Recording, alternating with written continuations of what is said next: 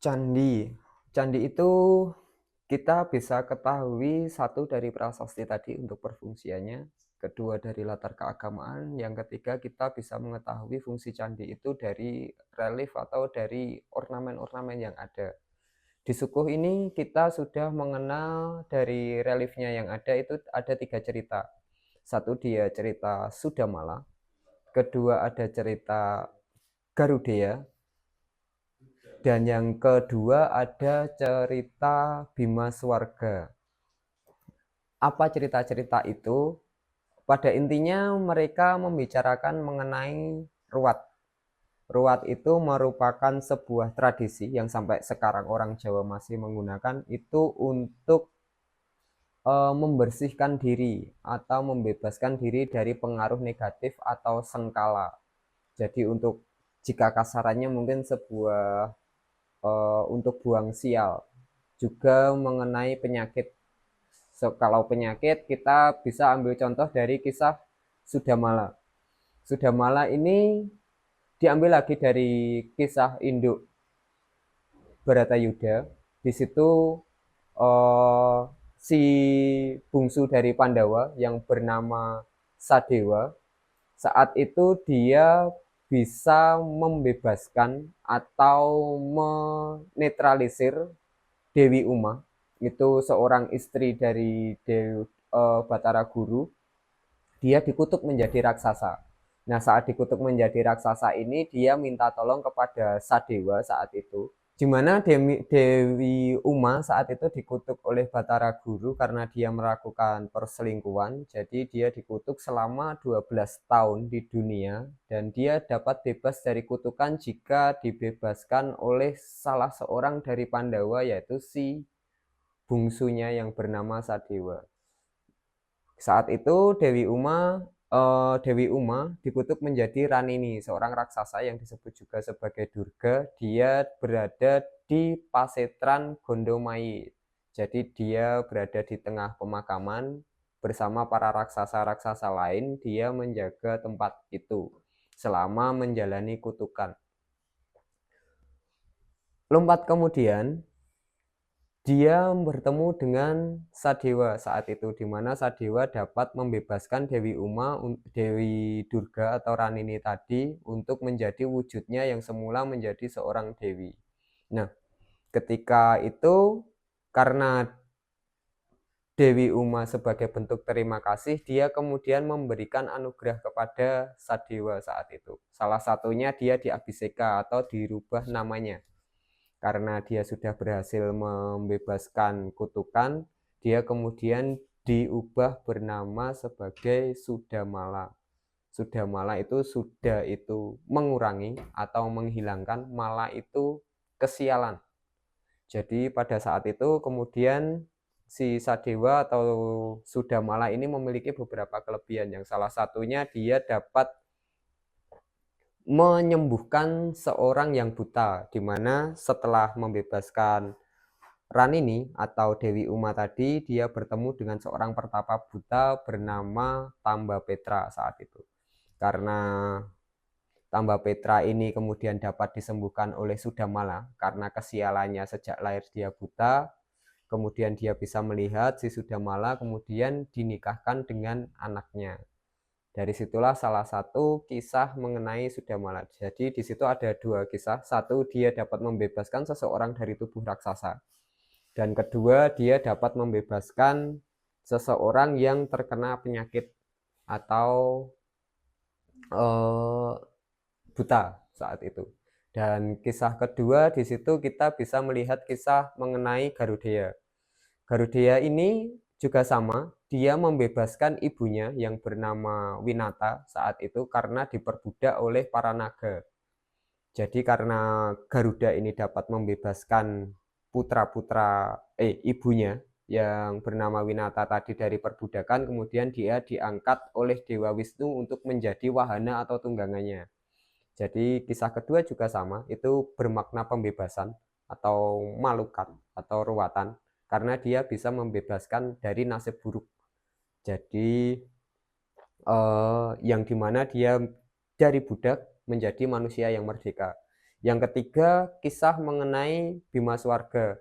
Bima Swarga itu bisa kita lihat di candi kecil yang ada di depan, yang bernama oleh masyarakat itu dikenal sebagai Kiai Sukuh. Jadi itu Sukuh itu asalnya dari candi kecil itu namanya. Di situ kisah mengenai Bima Swarga ini sedikit berbeda, di mana tokoh utamanya itu Bima lagi, seperti yang ada di Ceto, tapi saat itu dia ingin membebaskan jiwa atau roh dari ayahnya dan juga ibu tirinya. Ayahnya itu bernama Pandu, di mana dia setelah meninggal berada di neraka. Karena Bima ingin menuntut, kenapa? Karena si Pandu ini di masa hidupnya dia selalu berbuat baik, tapi hanya karena satu kesalahan dia selamanya berada di neraka sampai Bima itu menuntut pembebasan. Jadi dapat 3 cerita yang semuanya berbeda. Satu Sudamala yang dapat membebaskan dari penyakit, kedua Garudea yang dia bisa membebaskan dari perbudakan atau nasib buruk, dan keempat membebaskan yang ketiga si Bima Swarga, dia dapat membebaskan jiwa atau roh nenek moyang leluhurnya. Nah, dari situlah kemudian Sukuh kemungkinan merupakan candi yang digunakan sebagai malukat atau ruwatan. Itu untuk istilah ruwat.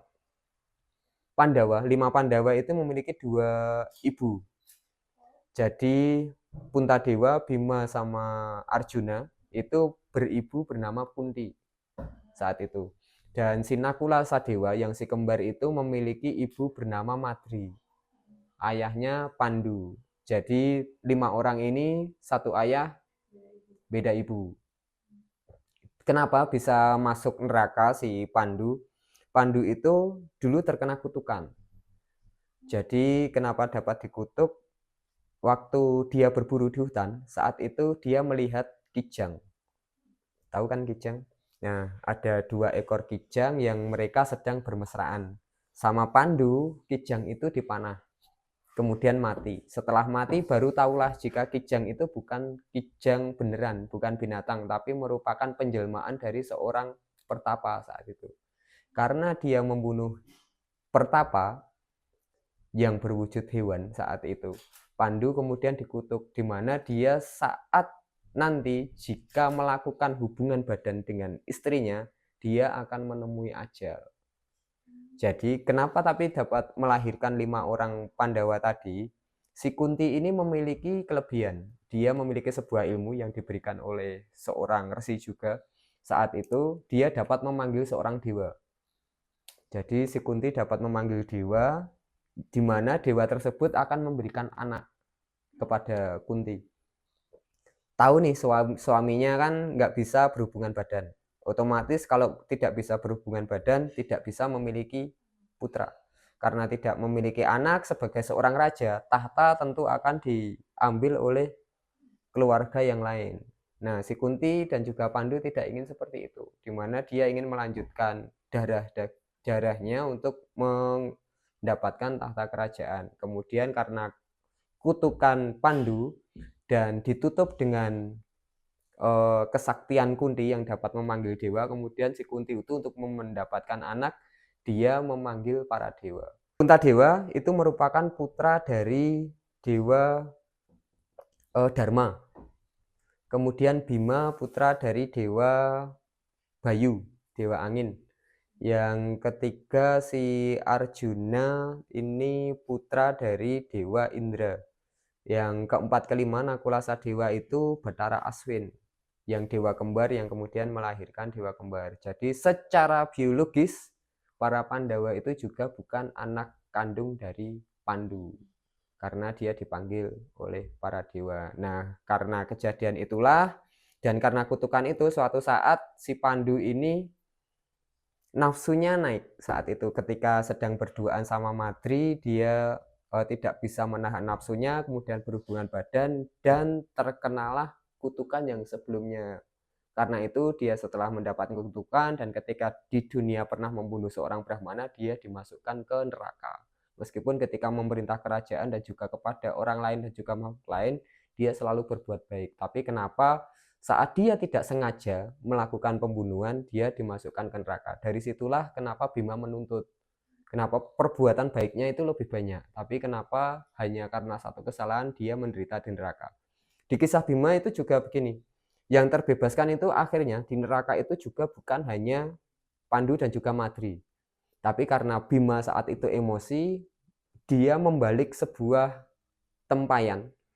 Di neraka, di tradisi Hindu ataupun Buddha itu memiliki neraka, salah satu nerakanya itu bernama Gomuka. Gomuka ini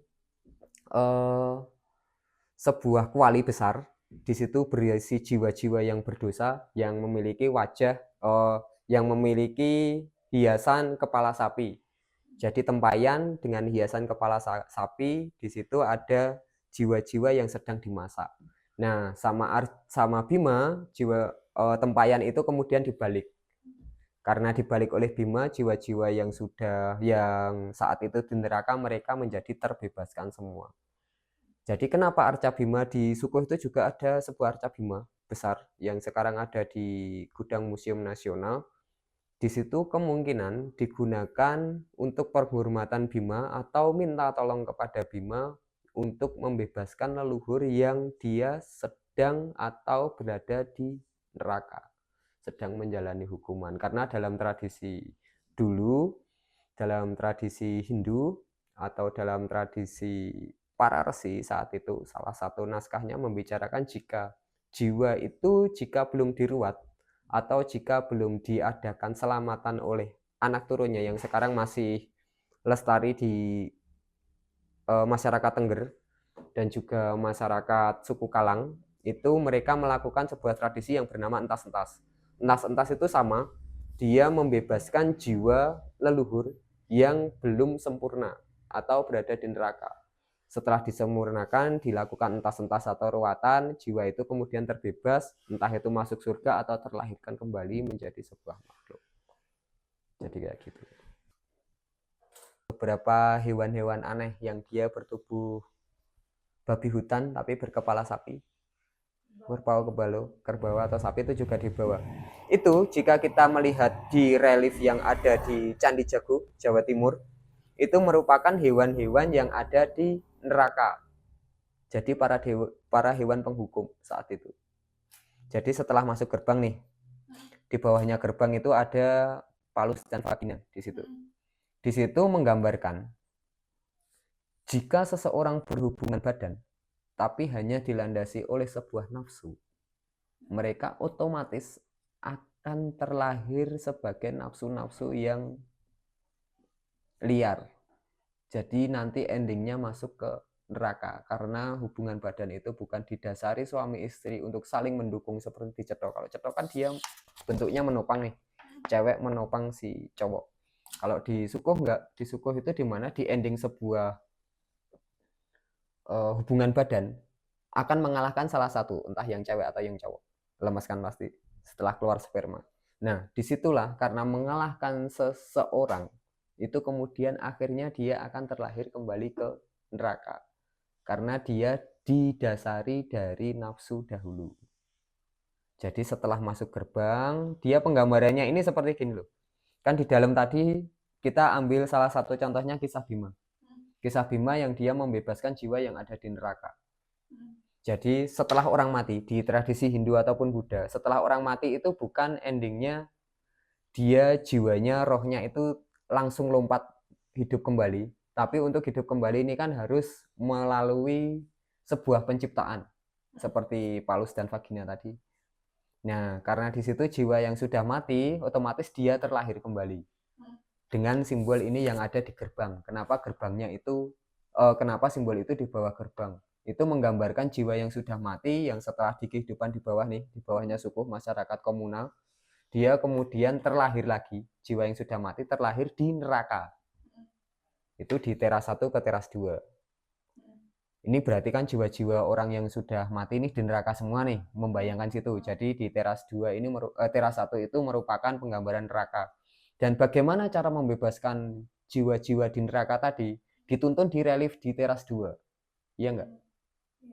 Di teras 2 kemudian bagaimana sih setelah untuk membebaskan jiwa-jiwa ini dikasih contoh.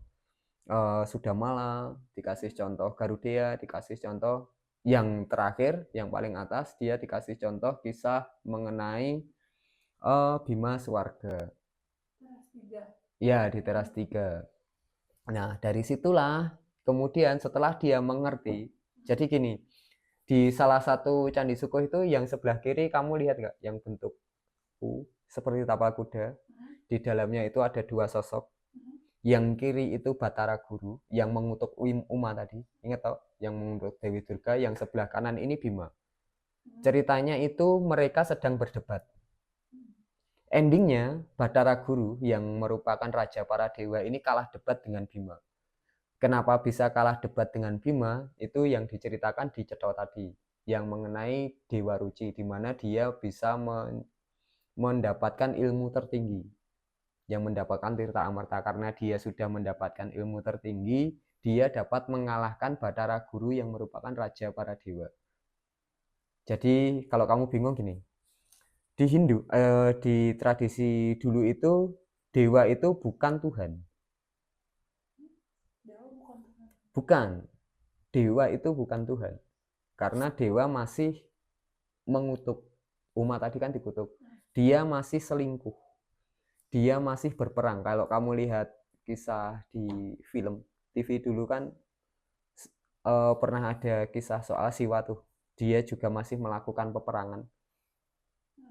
Jadi para dewa ini juga memiliki usia. Jadi ending dari semua makhluk, termasuk dewa, manusia, hewan, terus raksasa, itu dia tetap terlahir. Meskipun makhluk-makhluk di surga nih, dia akan tetap terlahir sebelum dia mencapai moksa atau bersatu dengan Brahman, bersatu dengan yang tertinggi. Nah, Siwa atau Batara Guru tadi bukanlah yang tertinggi saat itu di tradisi ini, yang di tradisi Sukuh Cetha.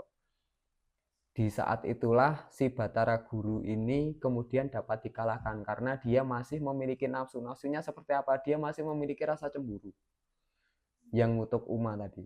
Nyambung nggak? Di sini sudah paham ya. Nah, karena disitulah Bima karena mendapatkan ilmu tertinggi, yang dia di situ di kisah Dewa Ruci itu, di Bima itu bertemu dengan sosoknya sendiri yang ada di dalam batin. Pernah dengar kisah Manunggaling Kawula lan Gusti nggak? Nah, Manunggaling Kawula Gusti ini bersatunya manusia dengan Tuhan. Bertemunya manusia dengan dirinya yang sejati. Itu di sosok Dewa Ruci. Jadi Dewa Ruci ini tadi memberikan wejangan kepada Bima. Jadi Dewa Ruci itu digambarkan asal dari semua dunia, seperti tokoh hampir sama dengan konsep kalian yang jika mengenal Tuhan. Disitulah karena Bima mendapatkan ajaran langsung dari dalam tanda kutip Tuhan, dia dapat mengalahkan dewa tadi. Di saat mengalahkan dewa tadi, kemudian Bima diberikan anugerah sebuah mantra. Yang mantra itu dapat membebaskan jiwa-jiwa yang ada di neraka. Karena itulah setelah ada di situ, kan tempat relief Batara Guru dan Bima, ingat kok lokasinya, dia di atas nih. Terus ada bangunan nih. Bangunan. Nah, bangunan dulu itu dia tertutup. Jadi di atas sini kan ada lubang tuh. Yang paling tepi, itu ada kayu dulu. Terus di atasnya sini dia kan miring, yang sebelah kiri itu dia lebih tinggi, yang sebelah kanan itu dia lebih rendah. Jadi itu di sini ada kayu panjang, di sini juga ada kayu panjang yang dia atapnya miring. Bisa bayangin nggak? Jadi gini, kalau kamu lihat dari depan itu, ini relief Bima, dua sosok. Terus ini bangunannya. Nah, ada bangunan kayu yang nutupin ini tuh kayak gini. Ini atap. Bisa bayangin nggak? Jadi atapnya miring. Ini bangunan yang fondasi bawah. Ini relief. Ini ada relief lagi nih, yang di sebelahnya sini. Nah, relief ini sama sini, ini kan ada bangunan lagi nih, ada tiang-tiang tuh. Nah, tiang ini itu ada kayunya dulu. Ke belakang panjang gitu, terus di sini ada atap. Jadi itu ruangan tertutup. Dulunya. Dan di sebelahnya Bima itu kan ada semacam pancuran air tuh. Lihat nggak? Nah, Bima itu kemudian dapat mendapatkan Tirta Amarta digambarkan di situ. Jadi nanti ketika ritual, jadi Brahmana dan si pasien Itu nanti akan masuk ruangan situ dan mendapatkan air yang dialirkan dari belakangnya Bima. Jadi seolah-olah itu mereka juga mendapatkan air tirta amerta yang pernah didapatkan Bima untuk membebaskan jiwa yang sudah meninggal yang berada di neraka tadi, atau untuk obat. Karena kita juga dengar tadi soal Sudamala yang dia dapat menyembuhkan orang sakit yang sakit parah bahkan kebutaan. Meskipun itu juga simbolik mungkin. Jadi seperti itu. Itu kenapa ada Arca Bima dan kemudian kenapa dia ada di dalam situ gitu. Itu zaman dulunya rutenya masuk ke gerbang. Iya, candi itu selalu berurutan. Jadi gini loh, candi itu bukan sebuah bangunan yang dimana kita akan sembahyang berdoa kepada patung atau arca yang ada di situ. Enggak, karena orang dulu itu tahu jika patung ini itu hanya sebuah batu. Yang membuat itu mereka sendiri. Lalu bagaimana orang bisa menjadi lebih baik jika hanya menyembah atau memberikan bunga atau hanya mencuci sebuah batu? Itu enggak. Jadi di dalam candi itu ada banyak sekali simbol, termasuk kala atau raksasa yang ada di atas. Terus kemudian relief-relief yang ada di samping.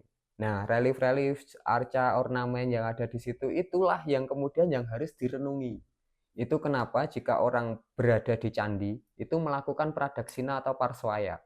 Pradaksina itu dia berjalan berkeliling. Kayak seperti jika kalian ingat Ka'bah yang ada di Arab itu kan mereka berkeliling, muter. Nah, ketika di candi seperti Borobudur atau Prambanan itu juga seperti itu. Mereka akan muter, tapi bukan hanya jalan kaki. Bukan hanya berjalan muter 3 kali atau 4 kali. Berbeda. Mereka akan melihat relief atau melihat gambar ornamen yang ada di situ. Di relief ataupun gambar itulah yang memiliki pesan moral. Bagaimana kita harus menjalani hidup di dunia ini atau bagaimana kita harus menjalani kehidupan. Jadi disitulah mereka akan merenung. Dengan merenung itu mereka akan seperti yang kisah diceritakan, banyak cerita kayak Mahabharata, terus Baratayuda, terus Ramayana, Jataka, Gandawyuha, banyak kisah-kisah yang lain. Dari kisah-kisah itulah yang dia akan mendapatkan pesan moral di situ. Nah, disitulah yang akan mengantarkan kita kepada kondisi yang lebih baik. Kayak kita kemarin sempat bahas soal bagaimana candi itu kan garbhagraha nih, rahim. Candi itu digambarkan sebagai rahim, di mana jika kita keluar akan menjadi pribadi yang baru. Bagaimana kita bisa menjadi pribadi yang baru jika kita hanya menyembah sebuah batu? Kecuali batu itu dimaknai dengan lain. Kayak contohnya gini, di dalam itu ada arca dewa. Dewa itu memiliki beberapa jenis, bertangan 4. Dia kadang memegang trisula yang bentuk seperti garpu, dan dia memegang tasbih. Ada lagi yang dia memegang gentong air. Ada lagi dia yang kadang memegang kapak. Nah, sosok itu bukan direnungi sebagai sebuah sosok. Bukan sebagai sebuah intensitas atau bentuk wujud. Yang kita renungi itu simbol-simbol yang ada di situ. Seperti contoh nih, trisula. Kenapa dia pegang trisula? Trisula ini sebagai penggambaran tiga hal yang harus diingat manusia. 1, pikiran. 2, ucapan. 3 adalah perbuatan. Jadi kenapa dia berbentuk trisula? Trisula ini senjata yang sangat tajam. Jadi dengan 3 itu jika kalian tidak hati-hati untuk mengendalikannya, kalian akan dapat melukai orang lain atau dirimu sendiri. Tapi jika 3 itu tetap kalian pegang, itu akan mengantarkan kalian pada jalan yang benar. Terus kemudian ada lagi simbol tasbih. Kapak contohnya. Kalau kapak sebagai pemutus kebodohan, ketidaktahuan. Seperti contohnya ketidaktahuan ini, apa sih yang harus kita cari di dunia ini? Apakah harus mencari kekayaan? Apakah kita harus mengenyangkan perut? Gitu. Nah, itu untuk kapak. Jadi kapak itu kan simbol untuk membelah tuh. Dimana dengan belahan itu dia akan memisahkan hal yang baik dan yang buruk. Jadi simbol-simbol itulah yang direnungkan. Bukan upacaranya, tapi kenapa candi itu kita harus bermeditasi kadang. Jadi cara ritualnya seperti itu. Nah, kemudian setelah melihat simbol-simbol tersebut yang diwujudkan sebagai sosok dewa itulah setelah kita renungi, dewa itu digambarkan dalam diri kita. Jadi aku harus berpegang dengan 3 perbuatan tadi, terus dengan kapak tadi, dengan tasbih tadi, di mana kita harus selalu ingat apa yang harus kita lakukan, itu simbol untuk tasbih. Kemudian ada lagi simbol dia ini kebut lalat. Iya, namanya camara. Kebut lalat itu ketika dia dari bulu yak. Bulu yak itu kalau di Jawa itu mungkin ekor sapi, tapi bukan sapi, jenisnya lain.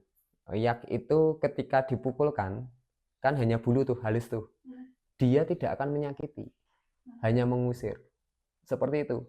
Jadi, jikalaupun kita terganggu dengan sesuatu, diibaratkan jika kita ingin mengusir itu bukan untuk menyakiti mereka, tapi hanya agar mereka tidak mendekat kepada kita. Jadi semua itu simbol. Orang dulu itu menggambarkan kenapa ibadahnya di candi. Karena candi itu penuh dengan makna dan juga simbol. Kenapa sih kok tidak kitab suci gitu? Di zaman dulu pendidikan tidak seperti sekarang. Orang itu lebih kayak kalian. Baca Mahabharata yang tebal segini sama melihat film yang 50 episode itu lebih mudah mana untuk memahami? Film seperti yang kalian lakukan. Disitulah pesan lebih akan dapat mengena karena orang bisa langsung merasakan apa yang tergambarkan. Jadi kenapa orang dulu itu penuh dengan simbol, berbeda dengan orang barat yang memang dia suka baca dan literasi. Nah, di kita itu pendidikannya dari gambar dan visual dan verbal. Verbal dari yang diucapkan, belajar. Ya, diingat. Orang dulu itu selalu hafalan. Makanya banyak berguru. Dah bisa bayangin candi itu apa dan bagaimana. Kalau kalian belum mengerti berarti aku yang gagal soalnya. Gagal menjelaskan. Kalau nggak ngerti tanya aja. Nggak, aku penasaran aja. Kalau misalnya Iya. zaman sekarang, kalau mau ruatan harus ke candi. Ruatan harus ke candi. Nah, gini, enggak. Ruatan tidak harus ke candi. Itu yang orang banyak salah konsep. Tapi kenapa dulu difokuskan ke candi kayak yang kita singgung tadi? Orang pintar, brahmana, kiai, pendeta atau apapun. Kalian jika ingin menemui pendeta itu kemana? Menemui Romo kemana? Jika kalian membutuhkan sesuatu kepada mereka, kalian yang datang atau romomu yang kamu manggil?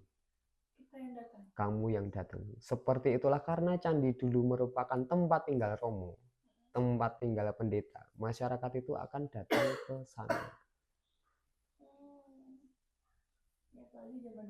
Zaman dulu nggak ada HP. Kalau sekarang kan orang sekarang kita mau bertemu dengan orang pintar, entah kiai, entah romo, entah pendeta atau apapun. Mereka sudah memiliki masjid, sudah memiliki gereja, sudah memiliki wihara. Nah, tempat-tempat itulah dulu yang disebut sebagai candi. Cuman perbedaannya gini, kenapa orang masih menggunakan candi seperti zaman dahulu? Wah, ini banyak nih, Lat. Kita bicara pripes juga nih, Lat. Jadi gini,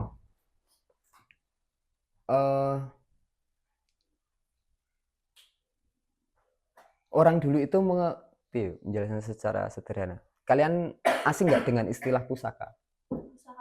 Pusaka senjata, senjata keramat yang kadang dikeramatkan. Pusaka itu kadang dimiliki oleh turun-temurun. Dari buyut ke kakek nenek, ayah ibu, dan kemudian ke kalian. Candi juga seperti itu. Karena dia dibangun oleh masa dahulu, nenek moyang kita dahulu, orang akan lebih datang ke sana, ben hatinya itu mantap. Jika ini sudah sering digunakan. Ini hal yang paling mudah untuk dibayangkan. Nah, perbedaannya candi dengan tempat ibadah lain itu apa?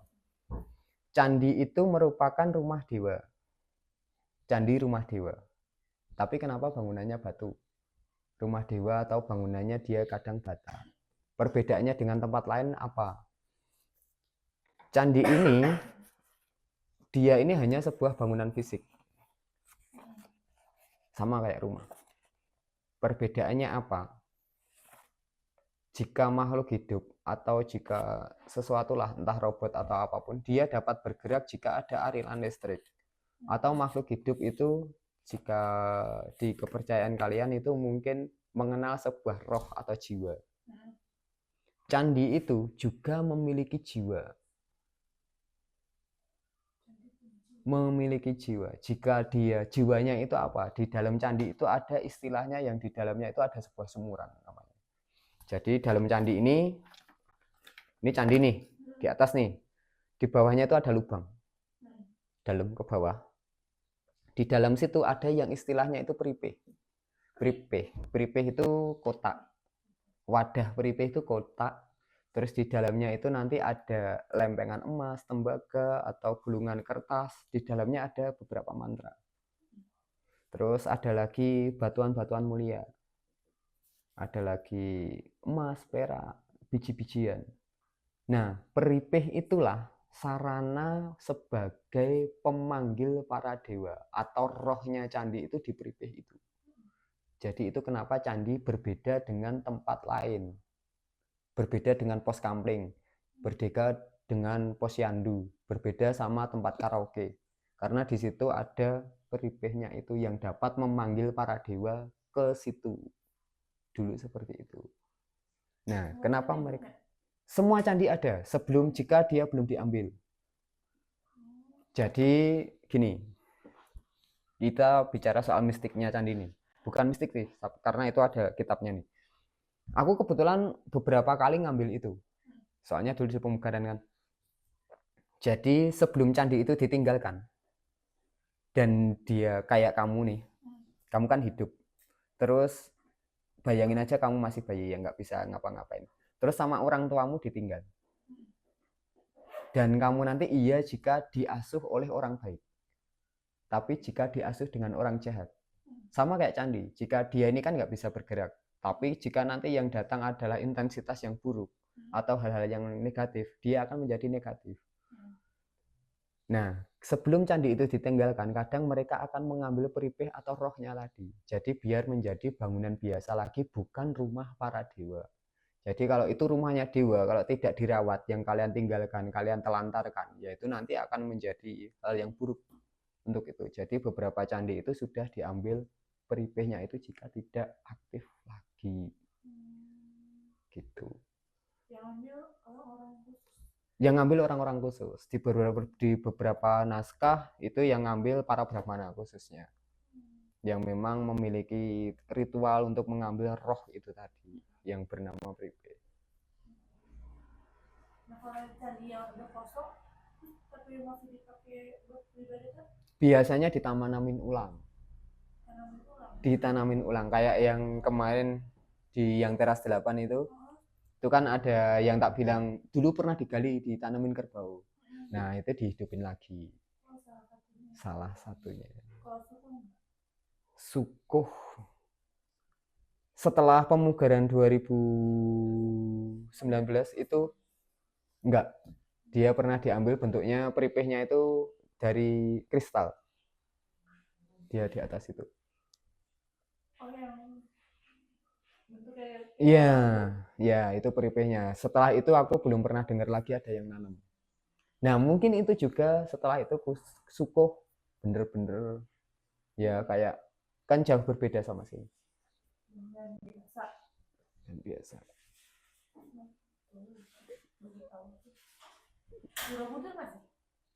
Borobudur masih karena dia tidak pernah dibongkar total.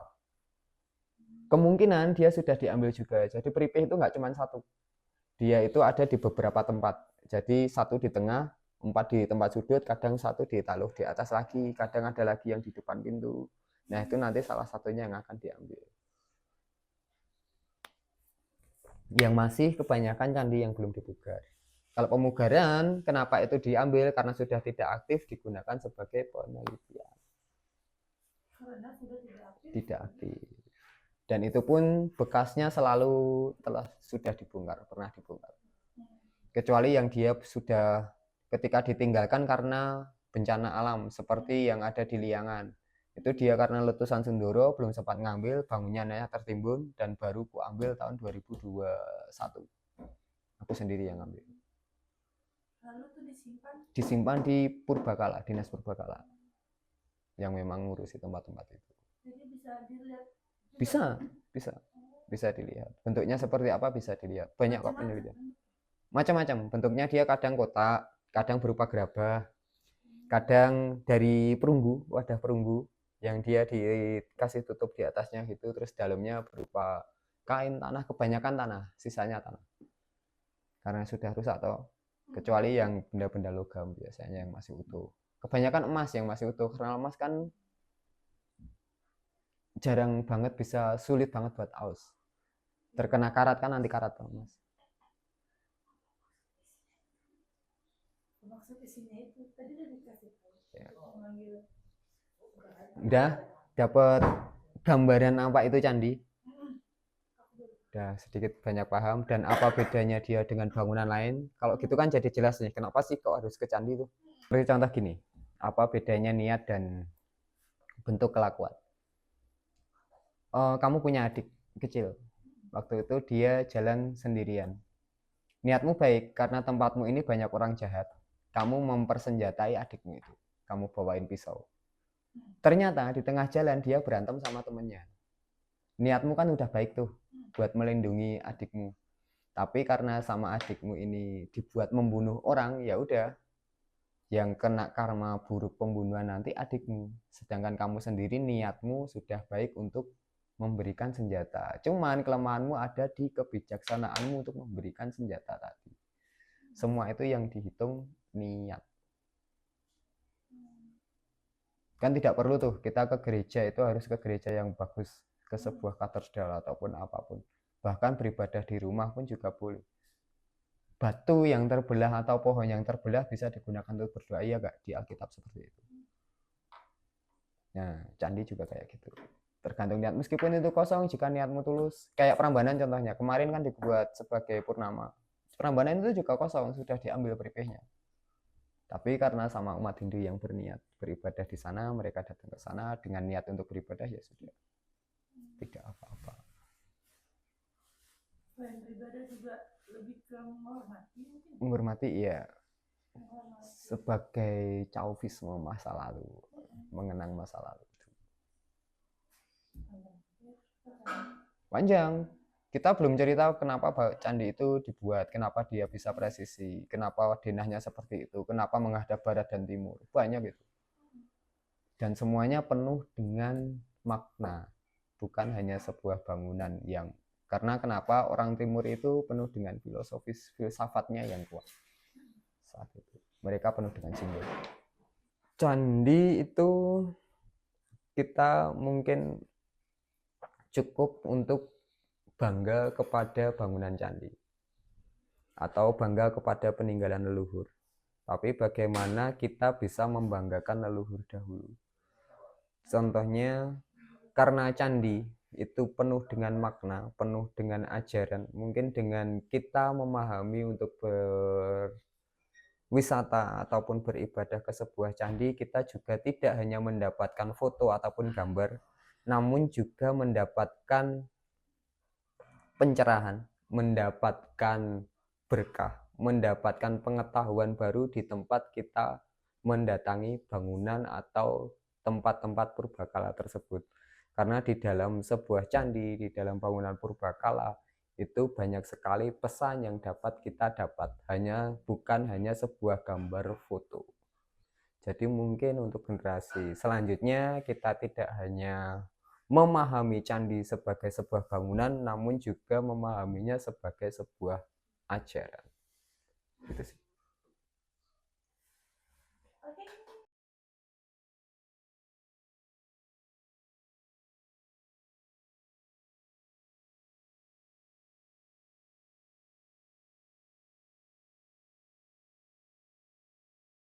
Ya memang dari kecil itu kesehariannya ya sering di Candi Suko ya, ikut Mbah E di sana, lihat candi karena kebetulan ya si Mbah itu yang merawat dan nunggu Candi Suko.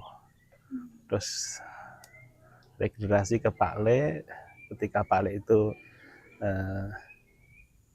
mencari pekerjaan yang lain yang ditunjuk oleh masyarakat. Akhirnya saya melamar ke Balai Pelestarian Cagar Budaya Jawa Tengah, dan sekitar tahun 97 itu saya di Candi Sukoh. Itu awal-awalnya seperti itu gitu.